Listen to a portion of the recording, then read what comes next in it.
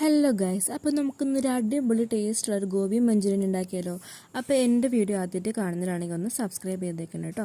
അപ്പോൾ കോളിഫ്ലവർ നന്നായിട്ട് കഴുകി വൃത്തിയാക്കി എടുക്കുക. ഗ്യാസ് കത്തിച്ചിട്ട് നമുക്കൊരു പാൻ വെക്കുക. അതിലേക്ക് ആവശ്യത്തിന് വെള്ളം ഒഴിച്ചിട്ട് കുറച്ച് ഉപ്പും മഞ്ഞൾപ്പൊടിയും കൂടി ഇട്ടിട്ട് നമുക്ക് നന്നായി കഴിച്ച കോളിഫ്ലവർ അതിലേക്ക് ആഡ് ചെയ്ത് അതൊന്ന് വേവിച്ചെടുക്കുക കേട്ടോ.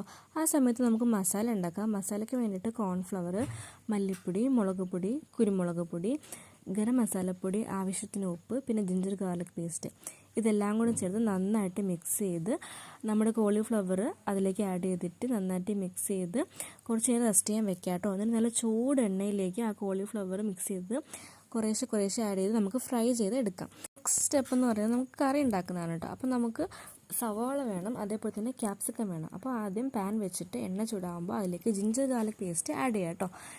അതിനുശേഷം നമുക്ക് സവാള ഇട്ട് നന്നായിട്ട് വഴറ്റിയെടുക്കാം. അതിനുശേഷം ക്യാപ്സിക്കം ആഡ് ചെയ്യാം കേട്ടോ. ക്യാപ്സിക്കം ഒരുപാടൊന്നും വഴണ്ട് വേണ്ട ആവശ്യമില്ല. എന്നിട്ട് ഞാനൊരു പച്ചമുളക് എടുത്തിരുന്നു കേട്ടോ. കുറച്ച് വഴണ്ട് വരുമ്പോഴത്തേക്കും നമുക്ക് സോയ സോസ് ആഡ് ചെയ്യാം. അതിനുശേഷം നമുക്ക് ടൊമാറ്റോ സോസ് ആഡ് ചെയ്യാം കേട്ടോ.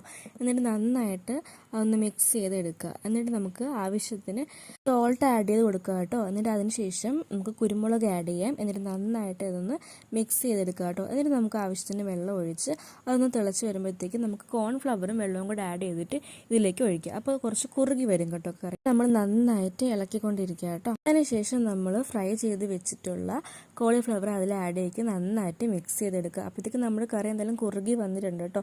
ഇത് നമുക്ക് ചപ്പാത്തിയുടെ കൂടെയോ പൊറോട്ടയുടെ കൂടെയോ ഒക്കെ കഴിക്കാം കേട്ടോ. ഞാൻ എന്തായാലും ചപ്പാത്തിയുടെ കൂടെയാണ് കേട്ടോ ഇത് കഴിച്ചിട്ടുണ്ടായിരുന്നത്. നല്ല രുചി ഉണ്ടായിരുന്നു കേട്ടോ.